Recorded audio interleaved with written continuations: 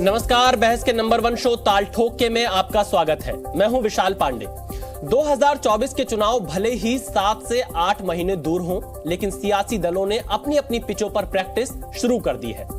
दो सियासी टीमें आमने सामने दिखाई दे रही हैं। एक तरफ है एनडीए यानी बीजेपी और सहयोगी दल समेत करीब 30 पार्टियां, तो दूसरी तरफ Congress, JDU, TMC, Samajwadi party समेत करीब 24 दल साथ बताए जा रहे हैं।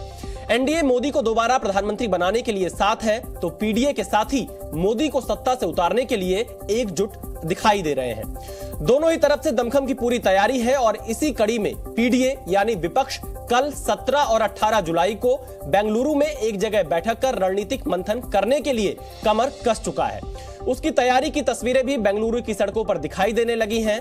ठीक उसी समय यानी 18 जुलाई को दिल्ली में एनडीओ के साथियों की भी बैठक होने जा रही है। विपक्ष के कई दलों में आपसी गतिरोध पर अभी भी रार है, उनके छिटक जाने का खतरा भी बरकरार है। टीएमसी से लेकर महबूबा मुफ्ती, आम आदमी पार्टी के अपने अपने हित हैं और उसी हिसाब से वो गठबंधन में आ रहे हैं, तो दूसरी तरफ एनडीए का कुनबा लगातार बढ़ता जा रहा है। कल तक बीजेपी की निंदा करने वाले सुहेलदेव भारतीय समाज पार्टी के अध्यक्ष ओम प्रकाश राजभर एनडीए में शामिल हो गए हैं। वहीं जीतन राम मांझी और चिराग पासवान को भी एनडीए की बैठक का न्योता मिला है। शिंदे गुट की शिवसेना से लेकर अजित पवार की एनसीपी पहले ही बीजेपी के साथ है और जेडीएस की तरफ से भी एनडीए में जाने के संकेत दिखाई दे रहे हैं। ऐसे में फिलहाल सभी की नजर 18 जुलाई को होने वाली दोनों गठबंधनों की बैठक पर टिकी हुई है। दोनों ही बैठकों में आखिर तय होगा कि 24 की लड़ाई में कैसे विजय रथ दौड़ाया जाए। सवाल यह भी है कि 24 की शुरुआती तैयारी में कौन किस पर कितना भारी दिखने वाला है। देखिए ये खास रिपोर्ट।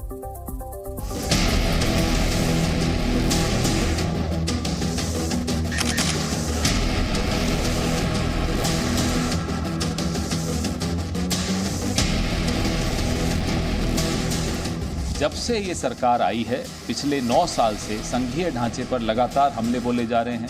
ये संघ की विचारधारा ही ऐसी है कि संघीय ढांचे को ये लोग बर्दाश्त नहीं कर पाते। दिल्ली का जो अध्यादेश केंद्र सरकार लाई है, हम उस अध्यादेश के विरोध में हैं।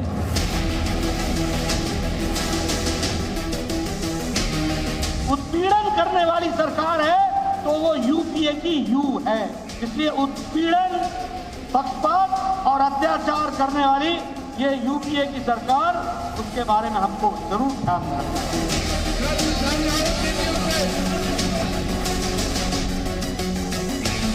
भ्रष्टाचार करना और भ्रष्टाचारियों को समर्थन देना, ईडी और सीबीआई का दुरुपयोग करके सरकारें बनाना, सरकारें गिराना, इसका नॉलेज तो हमें नहीं है। हम ये बात मानते हैं। अगर आपको ये नॉलेज है तो हमारी आपको शुभकामनाएं। ओम प्रकाश राजभर एनडीए में शामिल हो गए। हम लोग मिलकर के चुनाव लड़ेंगे। जो देश में प्रधानमंत्री जी का सपना है, गृह मंत्री जी का सपना है, जेपी नड्डा जी का जो सपना है और प्रदेश के मुख्यमंत्री जी की जो सोच है, उसको आगे बढ़ाने का काम हम लोग कर रहे हैं।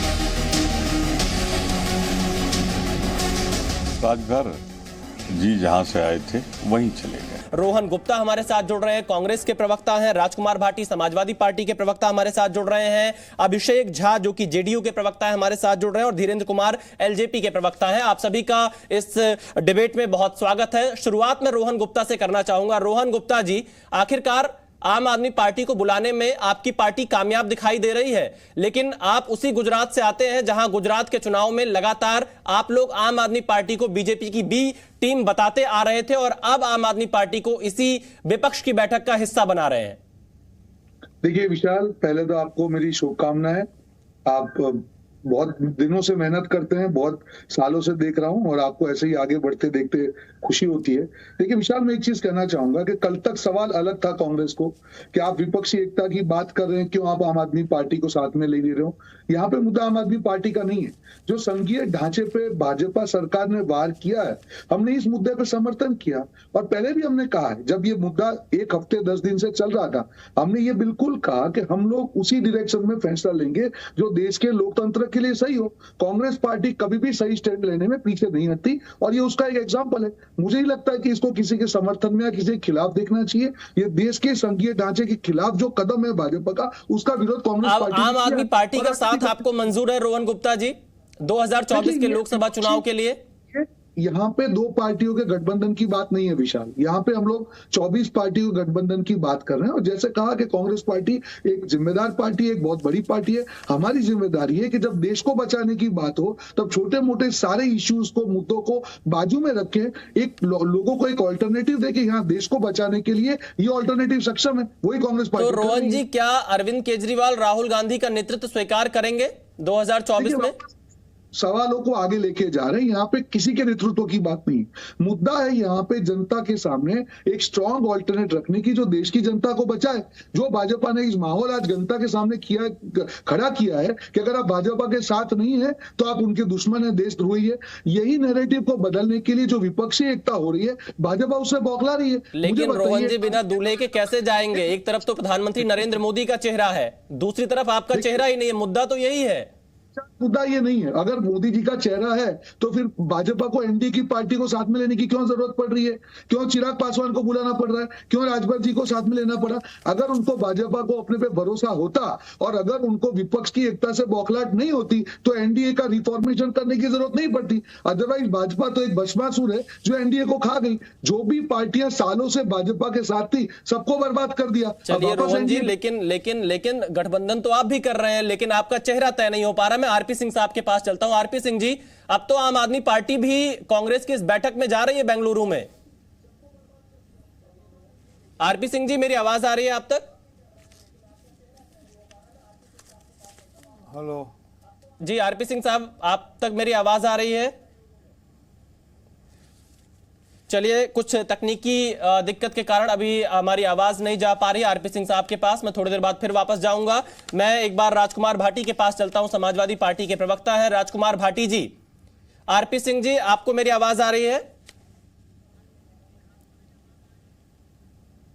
आरपी सिंह जी जी, अब आ रही आवाज जी। आरपी सिंह जी, मेरा सवाल आपसे यही है। रोहन गुप्ता कह रहे हैं कि आप भी तो गठबंधन तैयार कर रहे हैं और वहीं दूसरी तरफ अब आम आदमी पार्टी कांग्रेस की इस बैठक में जा रही है, आपकी प्रतिक्रिया क्या है? रोहन गुप्ता जी, इतना और बता दें कि उनके दो मंत्री जेल में हैं, उप मुख्यमंत्री भी जेल में हैं।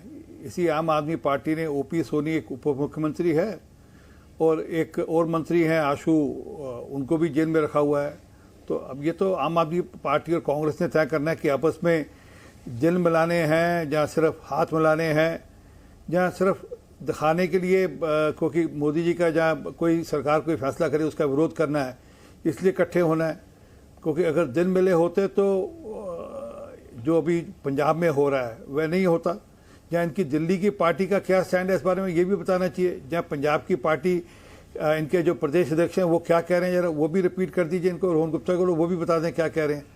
और दूसरा, ये संविधान के विरोध में नहीं है, ये जो बार बार मिथ्या फैलाया जा रहा है। सुप्रीम कोर्ट ने जब अपना ऑर्डर दिया पेज नंबर 66 पे पैरा 95 में बड़ा स्पष्टता से कहा कि अगर केंद्र सरकार चाहे तो इसमें संशोधन कर सकती है और वह संशोधन सबको मान्य होगा। ये सुप्रीम कोर्ट ने कहा। अभी मैटर सब जुडिस है, वहाँ से सुप्रीम कोर्ट का ऑर्डर आ जाएगा और स्पष्ट हो जाएगा कि सुप्रीम कोर्ट अपने ऑर्डर पे स्टैंड करेगा या अपना पिछला ऑर्डर कैंसिल करेगा, ये भी स्पष्ट हो जाएगा। तो हाँ, परंतु क्योंकि विरोध करना है इसलिए, क्योंकि हमने दिखाना है कि हम हाथ साथ मिला रहे हैं, हम एक दूसरे के साथ मिल रहे हैं, इसलिए ये जरूरी दिख रहा है तो ठीक है। परंतु जो मैंने मूल बात की कि दिल मिलने की बात है, दिल मिलेगा नहीं मिलेगा, ऐसे ही याद है सपा और बसपा का भी आपस में गठजोड़ हुआ था यूपी के अंदर और आउटकम ने क्या निकला था। फिर दो लड़के भी मिले थे आपस में यूपी के अंदर, अल्टीमेटली आउटकम क्या हुआ था सबको ध्यान में है। लेकिन आरपी सिंह जी, सवाल तो आपके ऊपर भी उठ रहे हैं। आप भी एनडीए का कुनबा लगातार बढ़ा रहे हैं, आप भी छोटे छोटे दलों को जोड़ रहे हैं, आप भी एक महागठबंधन तैयार कर रहे हैं। नहीं, एनडीए का गठबंधन आज से नहीं जी, 1957 से एनडीए जब नेशनल डेमोक्रेटिक फ्रंट होता था, आज अलायंस है। हम तो लगातार गठबंधन में काम करते आए हैं, गठबंधन का धर्म निभाते आए हैं और लोगों को अपने साथ जोड़ते आए हैं। जिन लोगों को देश को आगे ले जाना है, जिन लोगों को लगता है कि देश की जो आर्थिक हालत सुधरे, जिन लोगों को लगता है कि गरीब किसान की चिंता हो, वो हमारे साथ जुड़ेंगे। जिन लोगों को लगता है मोदी जी की जो आज जन कल्याणी नीतियाँ हैं वो ठीक हैं, वो हमारे साथ जुड़ेंगे। उसमें मतलब अपना परिवार बढ़ाने की बात नहीं, ये तो प्रधानमंत्री मोदी की जो नीतियां हैं उसके अंतर्गत लोग हमारे साथ जुड़ रहे हैं, उसके चलते वो हमारे साथ जुड़ रहे हैं। चलिए मैं राजकुमार भाटी के पास चलता हूं, समाजवादी पार्टी के प्रवक्ता हमारे साथ जुड़े हुए। राजकुमार भाटी जी, क्या कांग्रेस का नेतृत्व आपकी पार्टी को स्वीकार है? यह सवाल ही बेबुनियाद है और ये सवाल पता नहीं किस मकसद से उठाया जाता है। इन दो सवालों का कोई महत्व ही नहीं है बिल्कुल भी कि किसका नेतृत्व स्वीकार है और कौन चेहरा होगा। सभी पार्टियां बराबर हैं गठबंधन में जो पार्टियां हैं। अभी आप ही गिनवा रहे थे कि जो विपक्ष के गठबंधन में 24 पार्टियां हैं और एनडीए में 30 पार्टियां हैं। तो आज पहली बार आरपी सिंह जी ने, आरपी सिंह जी बहुत भले इंसान हैं, एक अच्छे व्यक्ति हैं, उन्होंने बड़े साफ गोई से कह दिया कि हम तो 1957 से गठबंधन करते आ रहे हैं। वरना तो भारतीय जनता पार्टी के दूसरे प्रवक्ताओं के हम ताने सुनते सुनते हमारे कान पक गए। हर डिबेट में एक अकेला सब पर भारी, ये सारे इकट्ठे हो रहे हैं स्वार्थ में, ये अकेले से लड़ रहे हैं। सच्चाई ये है कि 1985-86 के बाद कोई भी पार्टी अकेले चुनाव नहीं लड़ी है, सब पार्टियां गठबंधन में चुनाव लड़ी हैं। कभी 2 मोर्चे बने, कभी 3 मोर्चे बने। ये लोकतंत्र के लिए जरूरी भी है और लोकतंत्र का राजकुमार भाटी जी, लेकिन एनडीए के पास चेहरा है। राजकुमार भाटी जी, लेकिन एनडीए के पास एक चेहरा है, विपक्ष के पास कोई एक सहमति का चेहरा अभी तक नहीं दिखाई दे रहा है। ये सवाल तो उठेगा, आप इसे बेबुनियाद कैसे बता सकते हैं? करनी है इस पे राजकुमार भाटी जी। ठीक है, मैं तो जवाब अपना दूंगा नहीं जी। हाँ, मैं जवाब दे रहा हूँ। आप अगर आपकी बात में मान लूं कि एनडीए के पास एक चेहरा है तो हमारे पास तो 100 चेहरे हैं। मोदी जी से ज्यादा राजकुमार भाटी जी से ज्यादा अनुभवी। लड़ाई तो वही है, हर कोई प्रधानमंत्री बनने का सपना देख रहा है। पांडे जी डिबेट को डिबेट के तरीके से कर चल। राजकुमार जी, मैं तो आपको बहुत सम्मान के साथ चीजें बता रहा हूं। हमारी आपकी तू मैं तो अच्छी नहीं लगती। राजकुमार भाटी जी, मैं आपको बस चीजें बता रहा हूं। आपका काम बताना, आपका काम बताने का नहीं है, आपका काम पूछने का है। मेरा काम पूछने का भी है, मेरा काम सही जानकारी देने का भी है। गुप्ता का है। राजकुमार भाटी जी, मेरा काम पूछने का भी है, मेरा काम सही जानकारी देने का भी है और लोगों को उनको सही जानकारी से दुरुस्त करने का भी है ताकि तथ्यों से इधर उधर ना जाए। अब आप बताइए। इसे आप व्यक्तिगत ना लें। अरे नहीं राजकुमार भाटी जी, हम व्यक्तिगत क्यों लेंगे? आप आपसे सवाल पूछ रहे हैं, आप जवाब दीजिए। आप एक वक्त पूरा करने नहीं दे रहे हैं, कैसे जवाब दें? एक आध वक्त पूरा करने दो जी। आप अपनी बात रखिए जी। किस तरह का मीडिया में किस तरह का परिवर्तन, आज के मीडिया में पता नहीं किस तरह का परिवर्तन हुआ कि विपक्ष के लोगों से ही सवाल पूछते हैं, सरकार से कोई सवाल। भाटी साहब, आपने सुना नहीं, मैंने आरपी सिंह जी से सवाल पूछा, अब आपको मौका दे रहे हो तो आप मीडिया पे उंगली उठाने लगेंगे। बीच में काट रहे हैं। आप मुद्दे से डिरेल कर रहे हैं ना चीजों को, तो इसलिए हमें रोकना पड़ रहा है आपको। आप बताइए ना, कौन आपका चेहरा होगा? आपका काम रोकने का नहीं है। राजकुमार भाटी जी, आप मुद्दे पर रहेंगे, मैं आपको बिल्कुल नहीं रोकूंगा। मैं आपसे पूछ रहा हूं, विपक्ष का चेहरा कौन होगा? मैं आपको पूरा समय दे रहा हूं। इसका अगर दूसरा अर्थ यह भी होता है कि मेरी मर्जी के अनुसार बोलोगे तो बोलने दूंगा, वरना नहीं बोलने दूंगा। राजकुमार भाटी जी, मैं आपको पूरा समय मुद्दे पे ही बोल रहा हूं। आप मुद्दे से अलग मैं कहीं बोल ही नहीं रहा हूं। मैं आपको पूरा समय दे रहा हूं, अपनी बात रखिए। आपका चेहरा कौन है विपक्ष का? एक तो आपने जो सवाल किया, ये सवाल भी बहुत अक्सर जो मीडिया को, एंकर को जरा सा टोक दो। एंकर हमें उपदेश देने लगते हैं कि मीडिया। राजकुमार भाटी जी, हम आपको ना कोई उपदेश दे रहे हैं। आप एक सम्मानित प्रवक्ता हैं समाजवादी पार्टी के। मैं आपसे बस ये सवाल पूछ रहा हूं कि कौन होगा चेहरा विपक्ष का? सीधा सा आप हमें जवाब दे दीजिए। हम दूसरे आरपी सिंह के पास जाते हैं, और भी प्रवक्ता हमारे साथ जुड़े, उनके पास भी जाना है। ये सवाल ही मूर्खतापूर्ण है और ये देखिए राजकुमार भाटी जी, शब्दों की मर्यादा बनाकर, शब्दों की मर्यादा बनाकर, ये बायस्ड सवाल है। राजकुमार भाटी जी, ये बायस्ड सवाल कैसे हो सकता है? मुझे नहीं बोलने देना। राजकुमार भाटी जी, मैं आपको पूरा मौका दे रहा हूं। देना, आप मुझे निकाल दीजिए। आप शब्दों की मर्यादा बनाकर बात करिए।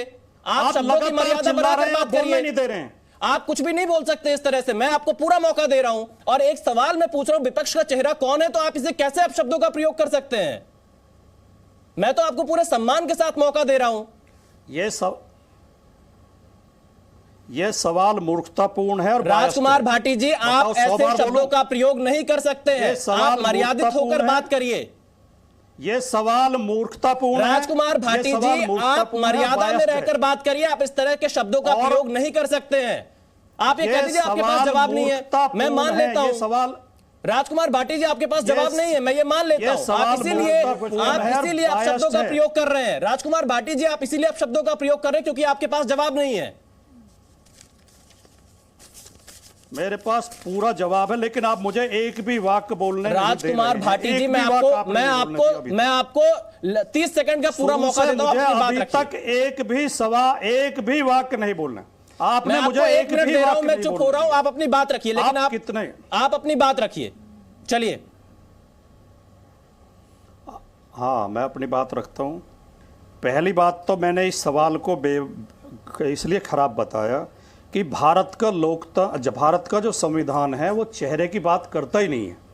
यहाँ प्रधानमंत्री नहीं चुना जाता है भारत में। पहले भारत का संविधान पढ़िए, चुनाव प्रणाली पढ़िए। यहाँ 543 सांसद चुने जाते हैं, संसद सदस्य चुने जाते हैं, फिर वे अपना नेता चुनते हैं। इसलिए मैंने कहा जिस सवाल पे आप बिखर गए। दूसरी बात, जब आप रोहन गुप्ता से ये पूछ रहे थे कि आप तो आम आदमी पार्टी को बी टीम बताते थे बीजेपी की, उससे गठबंधन कैसे कर लिया, तो मुझे पूरी उम्मीद ये थी कि आप आरपी सिंह जी से भी ये पूछोगे कि जो ओम प्रकाश राजभर अभी 1 साल पहले भाषणों में ये कह रहे थे 2022 के चुनाव में कि मैं योगी को वहां पहुंचा दूंगा, योगी आदित्यनाथ को, जहां भीख मांगी जाती है, भीख मांगनी सिखा दूंगा उनको, उससे बीजेपी ने कैसे गठबंधन कर लिया, उससे बीजेपी ने कैसे एनडीए में ले लिया। जिस व्यक्ति के लिए देश के प्रधानमंत्री मोदी जाके महाराष्ट्र में कह रहे थे कि ये भ्रष्ट लोग हैं, 70,000 करोड़ का घोटाला किया है, उसे उप मुख्यमंत्री पद की शपथ कैसे दिलवा दी एनडीए ने। जिस किरीट सोमैया, जिस हसन मुशर्रफ के लिए प्रेस कॉन्फ्रेंस करके ये कह रहे थे कि इसे जेल में होना चाहिए, उसे मंत्री की शपथ कैसे दिलवा दी। जब हम ये सवाल उठाते हैं कि मीडिया ये सवाल क्यों नहीं पूछता, तो आप हमें उपदेश देने लगते हैं। राजकुमार मीडिया पे सवाल मत उठाओ, मीडिया पे सवाल हमें नहीं चाहिए, हमें आपके भी बयान याद हैं। आप भी कांग्रेस पार्टी को और बीजेपी पार्टी को नहीं चाहिए तो आप दुकान खोलिए, आप पत्रकार भाटी जी, आप अपने शब्दों की मर्यादा बनाकर बात करिए। आप इस तरह से शब्दों का प्रयोग नहीं कर सकते हैं। आप पत्रकार पता है आपकी पार्टी की तरफ से क्या बयान आए हुए हैं? सुन नहीं सकते आप। में राजकुमार भाटी जी, राजकुमार भाटी जी, परचूने की दुकान करनी चाहिए। राजकुमार भाटी जी, आप अपनी राजनीति को देखिए, की कोई योग्यता नहीं है। आप इस तरह शब्दों का प्रयोग नहीं कर सकते हैं। अब आप मर्यादित रहकर बहस करिए। चलिए मैं आगे बढ़ता हूं। आरपी सिंह जी, जवाब दीजिए। आपके ऊपर भी आरोप लग रहे हैं कि आप ऐसे दलों के साथ गठबंधन कर रहे हैं जो आपके ही नेताओं के खिलाफ अपशब्द बोलते थे। जी, परंतु आज तो वो कह रहे हैं कि हमें मोदी जी की जो नेतृत्व पसंद है और हमें जो हमारी पार्टी की या हमारी सरकार की जो नीतियां पसंद है। जो आप इनसे मूल प्रश्न पूछ रहे हैं उसका उत्तर ये देंगे नहीं, ये ऐसे ही जवाब आपको देंगे कि आप पे प्रश्न उठाएंगे, मीडिया पे प्रश्न उठाएंगे, जो क्योंकि इनके पास नेतृत्व है नहीं। ये क्या है कि अभी चलते रहिए, देखते रहिए, थोड़े दिन बाद आपको नजर आ जाएगा, सब कुछ दिख जाएगा कैसे क्या हालत हो रही है। परंतु जो मूल बात है, नेता भी नहीं है और नीतियां भी नहीं है। अभी इनके एक नेता है नेहालुद्दीन, आरजेडी के बड़े माननीय विधायक हैं। उन्होंने क्या कहा कि हमारे बच्चे, मुसलमान बच्चे आत्म रक्षा के लिए बम बनाते हैं तो क्या बुरा करते हैं, वो आत्म रक्षा के लिए बम बनाएंगे तो क्या बुराई है। एक नेता, जरा पूछ लीजिए जितने नेता बैठे हैं यहाँ पे पैनल पे, उनके नेताओं की क्या कहना है इसके बारे में, उनके नेता को क्या कहना है इनके सारे विषय के बारे में। क्या देश के बच्चों को हम बम बनाने की फैक्ट्री खोलने की ट्रेनिंग देंगे क्या? ये है इनका एजेंडा क्या? और दूसरी बात, ये जितने लोग हैं सबके सब ऐसे समझ लीजिए, 1 मिनट दीजिए, ये सबके सब ऐसे लोग हैं जो वो इकट्ठे हुए हैं जो भ्रष्टाचार में लिप्त हैं, जिनके ऊपर भ्रष्टाचार के मामले हैं। ममता बनर्जी के साथ अभिषेक बनर्जी हैं, केजरीवाल साहब का सिसोदिया और सत्येंद्र जैन है, राहुल गांधी और सोनिया गांधी दोनों बेल पर बाहर हैं, और लालू यादव और तेजस्वी यादव खिलाफ मुकदमे चल रहे। लालू यादव खुद सजा याफ्ता मुजरिम है भ्रष्टाचार के मामले में। आरपी सिंह जी, लेकिन विपक्षी दल तो आपके ऊपर भी सवाल खड़े कर रहे हैं ना कि जिनके खिलाफ आप लगातार भ्रष्टाचार के मुद्दे उठाते रहते हैं, अब आप उन्हीं को साथ में ले रहे हैं। और यही ओम प्रकाश राजभर कल तक आपके बड़े नेताओं के खिलाफ बोलते थे, आप उनके साथ क्या चुनाव के लिए सिर्फ गठबंधन कर रहे हैं? सवाल तो आपके ऊपर भी उठ रहे हैं इस गठबंधन की पॉलिटिक्स को लेकर। मैं दो प्रश्न आपके, दोनों प्रश्नों के अलग अलग उत्तर। जिनके खिलाफ मुकदमे चल रहे हैं, किसी एक का मुकदमा भी बंद होने वाला नहीं है, और किसी विपक्ष के नेताओं को जो आपके पैनल में बैठे हैं इनको दिक्कत हो रही हो तो ये अच्छे से अच्छा वकील हायर करें, उसकी फीस मैं दूंगा और उनके खिलाफ मुकदमे चलाएं, जो होगा होगा। परंतु हम कोई मुकदमे बंद नहीं करें, वो ठीक है, जब उनको सजा हो जाएगी तो बाहर होंगे। लालू यादव नहीं है उनमें से कि इनको सजा, जो सजा याफ्ता मुलजिम हो उसमें से। यहाँ ऐसे नहीं है जो बेल पे बाहर हो, यहाँ ऐसे नहीं है जो जेल के अंदर हो। जब तक वो लोकतांत्रिक प्रक्रिया के अंदर है, हाँ, यहाँ तक आप कह रहे हैं कि जो लोग हमको कल तक बुरा भला कहते थे, भैया राजनीति है, कल तक वो कहते थे, आज वो कह रहे हैं कि हमें मोदी जी की पॉलिसीज पसंद है, हम मोदी जी की नीतियों के अनुसार हम काम करेंगे, हमें मोदी की नीति अच्छी लगती है, उनके अनुसार हमको लगता है देश आगे जा सकता है, तो उसमें क्या बुराई है? चलिए आरपी सिंह जी, कम से कम आप ये स्वीकार कर रहे हैं कि ये राजनीति है। मैं चलता हूं जेडीयू के प्रवक्ता अभिषेक झा के पास। अभिषेक झा जी, पटना में जब बैठक हुई विपक्षी दलों की, इस बैठक के बाद एनसीपी में टूट हो गई। अब बेंगलुरु के बाद क्या होगा? सब सही है, सब सलामत है, सब ठीक है? बहुत तीव्र गति से विपक्षी एकजुटता की जो मुहिम है वो आगे बढ़ रही है। महाराष्ट्र का जो घटनाक्रम है उससे अगर कोई ये आंकने की कोशिश कर रहा है कि विपक्षी एकजुटता की मुहिम कमजोर हो जाएगी तो वो मुगालते में है। किसी एक पार्टी के कुछ लोगों को तोड़ देने से अगर भारतीय जनता पार्टी के ये लोग सोचते हैं कि पार्टी कमजोर हो गई है, पार्टी की विचारधारा और नीति कमजोर हो गई है, तो ऐसा नहीं होता। शरद पवार जी देश के और महाराष्ट्र के एक मजबूत नेता के रूप में रहे हैं।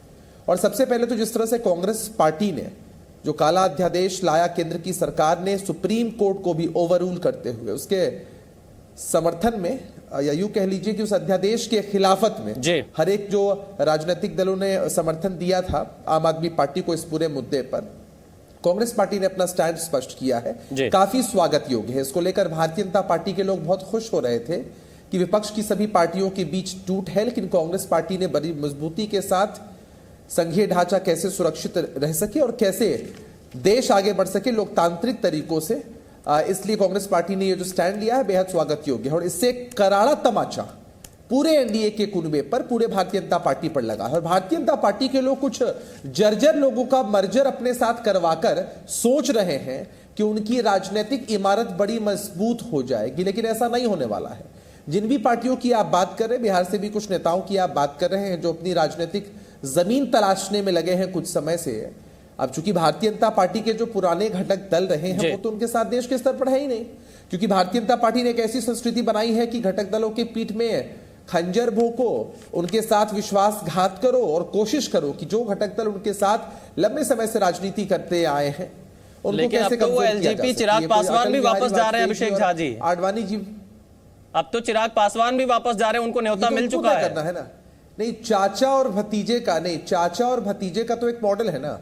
चिराग पासवान जी का तो किस तरह का मिसयूज भारतीय जनता पार्टी ने 2020 के बिहार के विधानसभा के चुनाव में किया, हर किसी ने देखा। और अगर चिराग पासवान जी की ताकत अगर इतनी बड़ी होती तो बिहार में जब बाई इलेक्शंस हुए थे विधानसभा के, उनकी कॉन्स्टिट्यूएंसी में एक सीट है तारापुर, वहां उनके उम्मीदवार को महज 5000 वोट्स आए थे लगभग, जमानत तक जब्त हो गई थी। तो चिराग पासवान जी को एक बड़ा फैक्टर ये प्रेजेंट करने की कोशिश कर रहे हैं, और वो भी डोलडम की स्थिति में थे। अब चूंकि एनडीए को दिखाना है ना, भारतीय जनता पार्टी को दिखाना है कि कुछ पार्टियां उनके साथ भी है, इसलिए जिस वक्त चलिए मैं धीरेन्द्र कुमार के पास चलता हूं। एलजेपी के प्रवक्ता हमारे साथ जुड़े हुए हैं। धीरेन्द्र कुमार जी, अब तो चिराग पासवान भी एनडीए के साथ आ रहे हैं, जीतन राम मांझी भी हैं, पूरी एक लंबी चौड़ी टीम आ रही है। चाचा के साथ रहेंगे ना? अभिषेक जी आऊंगा मैं आपके पास वापस। धीरेन्द्र कुमार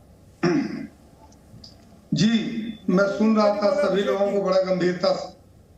आरपी सिंह जी, मैं आपके पास वापस आऊंगा, पहले धीरेन्द्र कुमार की एक प्रतिक्रिया लेता हूं जी। रोहन जी, मैं आपके पास भी आऊंगा। जदयू के हमारे मित्र बोल रहे थे जर्जर पार्टियों का मर्जर की बात। इनकी पार्टी जेडीयू से बड़ी जर्जर पार्टी मुझे तो नहीं लगता है कि बिहार में कोई है। लगातार उनकी संख्या घटते जा रही है, और अभी उसी की मर्जर ये खुद कराना चाहते थे आदरणीय जीतन राम मांझी जी की हम पार्टी की जी। उसके चलते उन्होंने छोड़ के और इनसे अलग होने का काम किया है। और तोड़ने की बात है, अभी महाराष्ट्र की ये चर्चा कर रहे थे कि वहां पर तोड़ा गया, तो तोड़ने में इनकी पार्टी और इनके नेता को तो महारत हासिल है। बिहार आज तक तोड़ने ही का काम किया नीतीश कुमार जी। ये अलग बात है कि अब वो खुद टूटते जा रहे हैं, क्योंकि तोड़ते तोड़ते अब कुछ मिल नहीं रहा है तो अपने ही कुनबे को तोड़ रहे हैं। बिहार में खुद से इनको आज तक बढ़िया से एक समर्थन नहीं मिल सका कि अकेले दम पे ये सरकार बना सके, और दूसरे के चेहरे और दूसरे की नीतियों पे ये लंबा चौड़ा भाषण दे रहे हैं। तो खैर ये इनको जो मिला है अभी ऊपर से उतना ही बोलेंगे, इसमें इनका कोई कसूर नहीं है। इनके नेता अब इस लायक, हम तो इनको सैल्यूट करते हैं कि बेचारे इतना डिफेंड करना पड़ रहा है। समाजवादी पार्टी को भी मैं सुन रहा था जी, इनकी पार्टी क्या किस चीज के लिए जानी जाती थी उत्तर प्रदेश में? गुंडों को समर्थन करने के लिए। तो ये आप किसी को सिखा रहे हैं कि क्या मर्यादा होता है और क्या नहीं होता है। उत्तर प्रदेश में क्या क्या हुआ पूरा हिंदुस्तान ने देखा है। और ये आप बात कर रहे हैं कि विपक्ष में चेहरा कौन, ये सही बात है कि विपक्ष का चेहरा आज कौन है ना। एक तरफ मोदी जी है भाई, मोदी जी ने गुजरात मॉडल करके पूरे देश को बताया, आज इनके डंके पूरे विश्व में बज रहे हैं। दूसरे तरफ राहुल गांधी जी को ये लेकर चल रहे हैं। राहुल गांधी जी के पास क्या अनुभव है? या तो सोनिया जी वेल पर है, खुद राहुल जी वेल पर है। दूसरे इनके बड़े नेता लालू जी हैं जिनके साथ ये गठबंधन कर रहे हैं, खुद सजा याफ्ता है कोर्ट से भाई। उनको ये अपना रोल मॉडल और ब्रांड एम्बेसडर बना के घूम रहे हैं। 15 साल का शासन जो रहा है लालू जी का ना, प्यार से उसी को लोग जंगल राज के रूप में जानते हैं। ममता बनर्जी जी को आप देख लीजिए ना, मैं एक 10 सेकंड और, ममता जी इनके साथ हैं। ममता जी के जो वहां पे गुंडागर्दी है या कह लीजिए घोटाले है, पूरे देश जान रही है। अभी पंचायत चुनाव में आपने देखा है। तो इनके साथ केजरीवाल जी अब आए हैं, नया समर्थन हुआ है, सभी लोग स्वागत कर रहे हैं। चलिए मैं रोहन गुप्ता के पास एक बार चलता हूँ, उसके बाद मैं राजकुमार भाटी और आरपी सिंह के पास जाऊंगा। रोहन गुप्ता जी कंप्लीट कर लेता हूँ। जी धीरेन्द्र जी जल्दी से। हाँ, हम कह रहे 24 फ्यूज बल्ब जो होता है ना, 24 फ्यूज बल्ब अगर एक जगह लगा दीजिए ना, वो ट्यूब लाइट नहीं बन सकता है, वो फ्यूज ही रहेगा। चलिए रोहन गुप्ता जी, क्योंकि सवाल कई सारे उठ रहे हैं, क्योंकि जो विपक्षी दल है, खासतौर पर अगर हम उत्तर प्रदेश, बिहार और पश्चिम बंगाल की बात करें, तो यहां पर क्षेत्रीय दल काफी मजबूत हैं जो विपक्ष में है। कांग्रेस काफी अच्छी पोजीशन में नहीं है। क्या कांग्रेस को इन राज्यों में क्षेत्रीय दलों की अगुवाई मंजूर है? और दूसरा, अभी पश्चिम बंगाल में हमने देखा कैसे अधीर रंजन चौधरी और तमाम कांग्रेस के नेता ममता बनर्जी के खिलाफ बोल रहे थे, और अब ममता दीदी बेंगलुरु में आपकी बैठक में शामिल भी हो रही हैं। तो कैसे सामंजस्य बैठेगा रोहन गुप्ता जी, और क्या क्षेत्रीय दलों की अगुवाई आपको मंजूर है इन राज्यों में जहां 162 सीटें आती हैं? चीजों को हमको समझना पड़ेगा। जब हम केंद्रीय लेवल पे बात कर रहे हैं, कई मुद्दों पे सारी पार्टियां हैं, वो उनके विचार नहीं मिलेंगे। कई मुद्दों पे हमारे विचार दूसरी पार्टी से अलग होंगे, पर कौन से मुद्दे पे हम साथ में आ रहे हैं? अभी आपने एक सवाल पूछा भाटी जी को कि मोदी जी आपके कार्यकर्ता मारे गए हैं बंगाल में, फिर भी आप प्लीज धीरेन्द्र जी मैं आता हूं। देखिए आपके बीच में नहीं, धीरेन्द्र जी रोहन गुप्ता को बात पूरी करने दीजिए, मैं आपके पास आरपी सिंह के पास मैं आता हूं जी। आपने एक सवाल पूछा था भाटी जी से कि मोदी जी आपके पास कौन है। अगर यहाँ पे मुद्दा मोदी जी की बात होती, मोदी जी ने जितने भी वादे किए, किसान क्या दुगना होने का, 2 करोड़ रोजगार का, काला धन वापस लाने का, मुझे बताइए कौन सा वादा पूरा हुआ? कौन सा वादा पूरा हुआ? अब मणिपुर है, बीते दिनों से मणिपुर चल रहा है, मोदी जी एक बार भी वहां पे गए नहीं, भी नहीं कर रहे हैं। आप कौन सी बात कर रहे हैं? कहा ये तो अहंकार की बात है ना। तो ये लड़ाई अहंकार के खिलाफ की लड़ाई है। उसमें सारी पार्टियां, जो लोग भी देश को बचाने की, देश के लोकतंत्र को बचाने की मुहिम में जुड़ना चाह रहे हैं, वो लोग साथ में मिल रहे हैं। जिस पार्टी से एलजेपी की बात कर रहे हैं, उसमें तो चाचा भतीजा के लोग लड़वा चुके हैं, 2 डिवाइड एंड रूल करके ऑलरेडी कर चुके हैं। तो ये एनडीए में जो भी पार्टी को जोड़ रहे हैं, ये सिंबॉलिक है। जो राजभर जी कल तक गालियां दे रहे थे, आज साथ में उनको सबको खत्म कर चुके हैं, क्योंकि अब उनको लग रहा है एक नैरेटिव बिल्डअप हो रहा है कि सारी पार्टियां साथ में आ रही है, इसलिए भाजपा की मजबूरी है कि उसको एनडीए को रिक्रिएट करना पड़ रहा है। नहीं तो एनडीए की सबसे बड़ी पार्टी कौन सी थी विशाल भाई? 4 इंडिपेंडेंट एमपीज। बाकी कौन सी पार्टी है? नाम दीजिए ना जो एक्टिव पार्टी और एनडीए में जिसको भाजपा ने छोड़ा हो। एक पार्टी को नहीं छोड़ा। लेकिन रोहन गुप्ता जी, जो आप बता रहे हैं कि मुद्दे अलग हैं, आप खुद ही इस बात को स्वीकार कर रहे हैं कि तमाम दलों के मुद्दे अलग हैं जो आपके साथ आ रहे हैं, तो क्या यह माना जाए जब मुद्दे अलग हैं तो सिर्फ मोदी विरोध में यह गठबंधन तैयार हो रहा है? मोदी को हराने के लिए यह गठबंधन तैयार हो रहा है? मेरी बात को आधी बोली, मैंने ये नहीं कहा कि सब, मैंने कहा कई इश्यूज पे हम लोग अलग हैं, पर 5 किसानों की बात कर रहे हैं, बेरोजगारी की बात कर रहे हैं, महिला सुरक्षा की बात कर रहे हैं, जो मुख्य मुद्दे जो जनता के कंसर्न है। हमने कर्नाटक में विशाल कौन से मुद्दों पे चुनाव लड़ा? सिर्फ जनता के मुद्दों पे चुनाव लड़ा। हम यही चाहते हैं कि फोकस जो है जनता के। चलिए आरपी सिंह जी जवाब दीजिए। आरपी सिंह जी डिलीवरेबल्स, एक मिनट जल्दी से रोहन जी। हाँ, डिलीवरेबल्स पे बात होनी चाहिए। 9 साल में आपने वादे किए, क्या वो वादे पूरे हुए? तब 56 इंच की छाती है। अगर आप जनता को दिए वादे पूरे नहीं कर सकते, कौन सी 56 इंच की बात कर रहे हैं? जनता को फायदा हुआ हो वो 56 इंच चाहिए। चलिए आरपी सिंह का मैं जवाब लेता हूं। आरपी सिंह जी जवाब दीजिए। देखिए विशाल, मैं अपेक्षा करता था कि वो जो बम बनाने की फैक्ट्री की बात मैंने की थी उस पर कोई ना कोई उत्तर कोई ना कोई देगा। ये उत्तर देंगे नहीं, क्योंकि इनका एजेंडा वही है, वो देश में मोहब्बत की नहीं नफरत की दुकान खोलना चाहते हैं। इसलिए उनको सूट करता है बम बनाने वाली फैक्ट्री वाली जो मैंने बात की कि इनके नेता कहते हैं कि हमारे बच्चे बम बनाएंगे तो क्या बुराई करेंगे, और आत्मरक्षा के लिए बम बनाएंगे तो क्या बुराई करेंगे। परंतु चलिए बात वो नहीं है। अगर ये कहते हैं कि क्या फायदे दिए, आज देश के अंदर लगभग 55 करोड़ लोगों को आयुष्मान भारत के अंदर 5 लाख का ट्रीटमेंट का इलाज फ्री मिलता है। ये पहली बार देश में हो रहा है। आज देश के 11 करोड़ किसानों को सम्मान निधि मिलती है। आज देश के अंदर रोहन जी मैं आपके पास आऊंगा। रोहन जी देखिए, मैंने टोका नहीं। आरपी सिंह को बात पूरी करने दीजिए, मैं फिर आपके पास आऊंगा। आरपी सिंह जी 3.5 करोड़ बहनों के सिर पर छत मिली है, ठीक है। लगभग 11 करोड़ से ऊपर इज्जत घर खुले हैं। तो लगातार निरंतर कोरोना के दौरान में सबकी चिंता करिए, आज भी सबके घर पे अनाज पहुंचाया जा रहा है। तो ये सरकार जन कल्याणी नीतियों में ये कहीं उनको हमको कोई मात नहीं दे सकते, हमारी सरकार की नीतियों को मात नहीं दे सकते। हाँ, मैंने कहा कि इनके आपस में भी इतने टकराव है। अभी ये कह रहे हैं कि नहीं हम साथ चलेंगे, हमारे लोकल इश्यूज अलग है, नेशनल इश्यूज अलग है। अरे ये बात निरंजन दा को समझा दीजिए ना, जो कह रहे हैं कि मेरे 12 लोग मार दिए ममता बनर्जी ने, और वो वहां पर खड़े झंडा लेकर, उनको समझा दीजिए। जहां अपनी पंजाब की टीम को समझा दीजिए जो कह रहे हैं कि हमको जेल में डाला आम आदमी पार्टी ने, वहां समझा दीजिए। जहां अपने केरल के जो आपके अध्यक्ष है जिनको केरल के सरकार ने जेल में डाला है, उनको समझा दीजिए कम्युनिस्ट पार्टी को। तो क्या कि मैंने कहा ये शक्ल दिखाने के लिए, अपना चेहरा दिखाने के लिए, हाथ एक दूसरे के साथ मिलाने के लिए इकट्ठे होंगे, परंतु क्या इनके कार्यकर्ताओं के दिन मिलेंगे? क्या इनके पास कोई नीतियां हैं? क्या इनके पास कोई नेता है? ये है नहीं। ठीक है, अगर उनको लगता है कि हमें एक फोटो ऑप करना है, करते हैं ना फोटो ऑप, कोई उसमें अच्छी बात है। हम जी चलिए रोहन गुप्ता जी, नीति नहीं, नेता नहीं, सिर्फ फोटो आपका गठबंधन, बीजेपी आरोप लगा रही है आपके ऊपर। देखिए मुझे बताइए विशाल जी, क्या आरपी सिंह जी या भाजपा गठबंधन के खिलाफ है?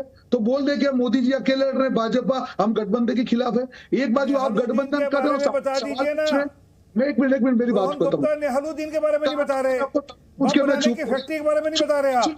जवाब दे रहा हूं क्या देश को बम बनाने की फैक्ट्री खोलने की छूट समझ में आती है कि अगर विपक्षी पूछ रहा हूं, एक तो बता दो।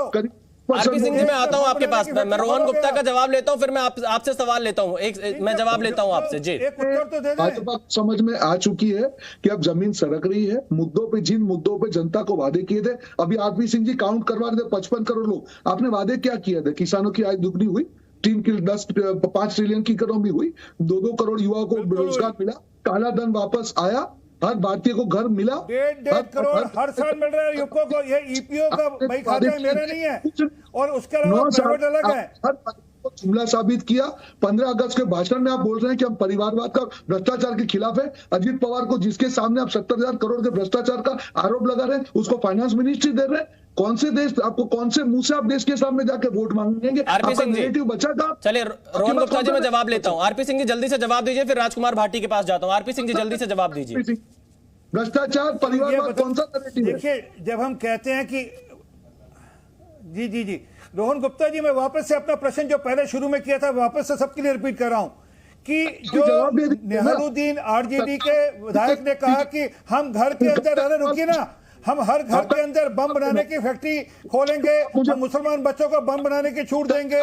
क्या आप ऐसा देश बनाना चाहते हैं, हाँ या नहीं? बाकी छोड़िए, मूल मुद्दा बताइए, आपका एजेंडा ये होगा सागर डिग्गी में आपका विधायक उठा के लेगी ममता बनर्जी, आपका विधायक सागर डिग्गी में ले गई। आपको तो भ्रष्टाचार में बात करने का हक ही नहीं है। दोनों माँ बेटे आपके नेता दोनों बेल पर हैं। एक एक करके अपनी बात रखिए, क्योंकि रोहन जी आप स्काइप से जुड़े हुए हैं, ऑडियो ओवरलैप हो रही है। एक एक करके अगर अपनी बात रखेंगे तो सबकी बात सामने आएगी। मैं फिलहाल राजकुमार भाटी के पास चलता हूं। राजकुमार भाटी जी, मैं आशा करता हूं आप मर्यादा से बातचीत करेंगे, और आप अगर इसी मर्यादा का पालन कर रहे होते तो शायद आप 1,38,218 वोटों से चुनाव नहीं हारते दादरी से। फिलहाल मेरा सवाल आपसे यह है कि उत्तर प्रदेश में समाजवादी पार्टी कांग्रेस को कितनी सीटें दे रही है? जो आप गठबंधन क्या करने जा रहे हैं, क्या आधिकारिक तौर पर आप इसका ऐलान कर रहे हैं? चलो, आज एक तो आपने ज्ञान दिया, आप बड़े विद्वान व्यक्ति हैं कि जो चुनाव हारते हैं वो मर्यादाहीन होते हैं। नहीं, मैं तो आपकी बातों को सुनकर मैं आपको बता रहा हूँ, मैं किसी को मर्यादाहीन नहीं बता रहा हूँ। आप जिस तरह की भाषा का प्रयोग कर रहे हैं उसके आधार पर मैं आपको एक ऑब्जर्वेशन दे रहा हूँ। जी, मैंने कम से कम 10 बार आपसे रिक्वेस्ट की थी, बहुत सभ्य भाषा में, शालीन भाषा में, कि कृपया मुझे बोलने दें, बीच में न टोकें। आपको मैं फिर मौका दे रहा हूं। राजकुमार भाटी जी, आपके पास मौका है, आप मेरे सवाल का जवाब दीजिए। जी,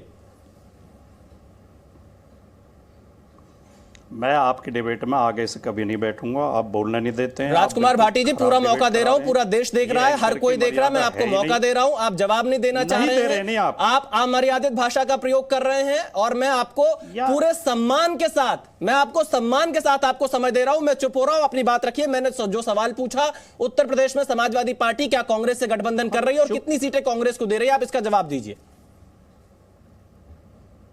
चुप्पी तो नहीं हो रहे हैं आप, लगातार जब आप बोलते रहेंगे तो राजकुमार जी आप जवाब दीजिए। लगातार तो आप बोल रहे हैं, अभी भी बोल रहे हैं आप लगातार।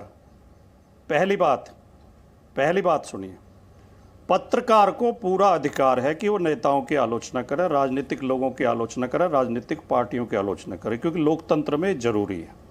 लेकिन राजनीतिक कार्यकर्ता को या आम नागरिक को भी उतना ही हक है कि अगर मीडिया कोई गलती करता है तो मीडिया की आलोचना करे। मीडिया आलोचना से बाहर नहीं है, ये गलतफहमी मत पालिए। आप आलोचना करिए भाटी जी, मेरे सवाल का तो जवाब दे दीजिए। मैं आपको चुप होकर मौका दे रहा हूं। मैं आपके सवाल का जवाब दे रहा हूं जी। मैं भाग नहीं रहा हूं, मैं आपके सवाल का जवाब दे रहा हूं। दूसरी बात, आपको एक एंकर होने के नाते इतना पता होना चाहिए कि कौन सा सवाल किससे किया जाता है, कितनी सीटें किसको मिलेंगी। ये जवाब श्री अखिलेश यादव जी या खड़गे जी देंगे, कांग्रेस के राष्ट्रीय अध्यक्ष देंगे और समाजवादी पार्टी के राष्ट्रीय अध्यक्ष देंगे। किसी प्रवक्ता को यह नहीं पता होता, किसी पार्टी के प्रवक्ता को, कि आगे गठबंधन में क्या होने वाला है, कौन सी पार्टी नई शामिल होगी, कौन सी पार्टी हटेगी। अब आप जवाब भी नहीं सुन रहे। मैं सुन रहा हूं, आप जवाब सुनना ही नहीं चाहते। क्या गठबंधन हो रहा है? आप पूर्वाग्रह के साथ आप डिबेट कर रहे हैं। राजकुमार भाटी जी, आप पूर्वाग्रह बना के आरोपों से मुझ पर कोई असर नहीं पड़ने वाला है। मैं अपनी पत्रकारिता बेहद निष्पक्ष तरीके से करता हूं, हर कोई जानता है। मैं आपसे जो सवाल पूछ रहा हूं, अगर आप जवाब नहीं दे सकते हैं तो आप जा सकते हैं। आप पे फर्क पड़ो या ना पड़ो, लेकिन मैं कहता रहूंगा। और ये जो आपने सेंटेंस बोला कि आप जा सकते हैं, आप जा सकते हैं, क्योंकि आप अमर्यादित भाषा का प्रयोग कर रहे हैं, बेहूदगी कर रहे हैं डिबेट में। मैंने कोई अमर्यादित शब्द प्रयोग नहीं किया। अमर्यादित भाषा का प्रयोग कर रहे हैं राजकुमार भाटी जी। आप सवालों से इस तरह से मत भागिए। आप व्यक्तिगत हो रहे हैं। मैं तो आपको आंकड़ा दे रहा हूं, व्यक्तिगत पर्सनल हो रहे हैं। आपको आंकड़ा दे रहा हूं राजकुमार भाटी जी, और आप बेहूदगी के साथ डिबेट कर रहे हैं। राजकुमार भाटी जी, अपने शब्दों की मर्यादा को बनाकर रखिए। आपको लंबी राजनीति करनी है, मेरा आपको सुझाव यही है। आप अपने शब्दों की मर्यादा को बनाकर रखिए। आप सवालों का जवाब नहीं दे सकते हैं तो आप मत दीजिए। बेहूदगी शब्द राजकुमार भाटी जी, अगर आप शब्दों की मर्यादा नहीं बना सकते हैं तो आप कह दीजिए कि आप जवाब नहीं देना चाहते। मैं चला जाता हूं, मैं दूसरे प्रवक्ता के पास जाता हूं। अभिषेक जी, जेडीयू के प्रवक्ता हमारे साथ जुड़े हुए हैं। अभिषेक जी, कैसे देखा जाए, कैसे ये यकीन होगा, क्योंकि नीतीश कुमार जी तो हमेशा इस चीज के लिए जाने जाते हैं कि अवसर आने पर वो लगातार गठबंधन बदलते रहते हैं, तो 24 के लिए कैसे गारंटी मानी जाए कि आप लोग नहीं बदलेंगे? नीतीश कुमार जी को किसी के सर्टिफिकेट की जरूरत नहीं है, और आपने नीतीश कुमार जी के प्रयासों को लगातार देखा भी है। बिहार के अलावा ऐसा कौन सा प्रदेश है जिसने भारतीय जनता पार्टी को सबक सिखाया हो? बदलाव की बयार हमेशा बिहार से ही बही है, और नीतीश कुमार जी ने बिहार में इतनी पार्टियों का समायोजन करके एक महागठबंधन का स्वरूप जो तैयार किया है, उससे पूरे देश में एक सकारात्मक संदेश किया है। और जिस तरह से लगातार नीतीश कुमार जी ने प्रयास किए हैं, विपक्ष के सभी प्रोमिनेंट नेताओं से इंडिविजुअली मुलाकात की, फिर पटना में एक बैठक आयोजित की, उससे पूरे देश में एक पॉजिटिविटी गई है कि विपक्ष के सभी दल एक प्लेटफॉर्म पर आकर एकजुट होकर चुनाव लड़ेंगे और भारतीय जनता पार्टी के नेतृत्व में एनडीए की सरकार सत्ता से बाहर चली जाएगी। इसलिए मैंने साफ तौर पर कहा कि नीतीश कुमार जी के क्रेडिबिलिटी पर क्वेश्चन। तो अभिषेक जी, क्या आप मानते हैं नीतीश कुमार भी एक चेहरा हो सकते हैं प्रधानमंत्री पद के दावेदारी के लिए? नीतीश कुमार जी सूत्रधार हैं, उम्मीदवार नहीं है। हमारी पार्टी ने, हमारी पार्टी का राष्ट्रीय अध्यक्ष आदरणीय ललन सिंह जी हो या हमारे सर्वमान्य नेता नीतीश कुमार जी ने कई मौकों पर इस बात को क्लियर कर दिया है कि विपक्ष की तरफ से वो प्रधानमंत्री पद के उम्मीदवार नहीं हैं। और वो दिन नहीं भूलना चाहिए विशाल जी, जब 2004 में लोकसभा के चुनाव हो रहे थे, उस वक्त अटल बिहारी वाजपेयी जी एनडीए के चेहरा भी थे और तत्कालीन प्रधानमंत्री भी थे। यूपीए की तरफ से किसी ने सोचा भी नहीं था कि मनमोहन सिंह जी प्रधानमंत्री बनेंगे। बिना चेहरे की यूपीए चुनाव लड़ी थी और अच्छी जीत दर्ज हुई। अगली बार भी मनमोहन सिंह जी प्रधानमंत्री बनकर आए थे। चलिए मैं एलजेपी के प्रवक्ता के पास जाता हूं। अभिषेक जी, मैं एलजेपी के प्रवक्ता धीरेन्द्र कुमार जी के पास चलता हूं। धीरेन्द्र कुमार जी,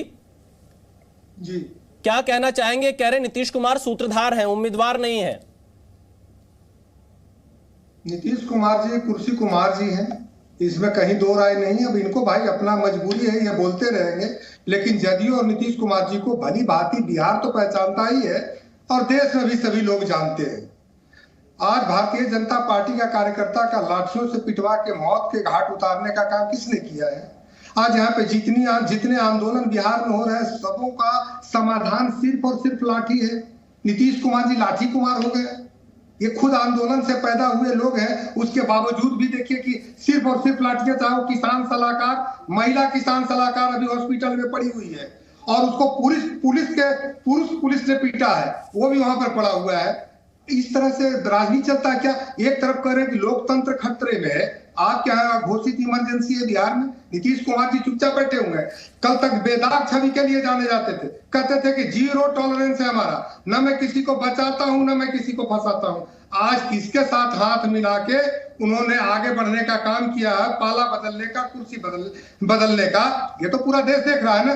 एक सजायाफ्ता पार्टी के राष्ट्रीय अध्यक्ष जी उनको लीड कर रहे हैं और वो देश में साफ सुथरी और एक अच्छी सरकार देने का, देश के लोगों को वादा करने का काम कर रहे हैं। वैसे भी पूरे देश में इनका प्रभाव नहीं, देश में तो छोड़िए आधे बिहार में भी प्रभाव नहीं है, लेकिन देश को गुमराह करने के लिए जो एक बनाया है इन लोगों ने, मैं तो कहूंगा साजिश।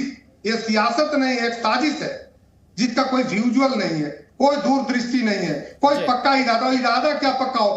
खुद ये किसी के आज तक नहीं हो सके नीतीश कुमार जी, और ये कह रहे हैं कि तुम लोग सब मेरे हो जाओ।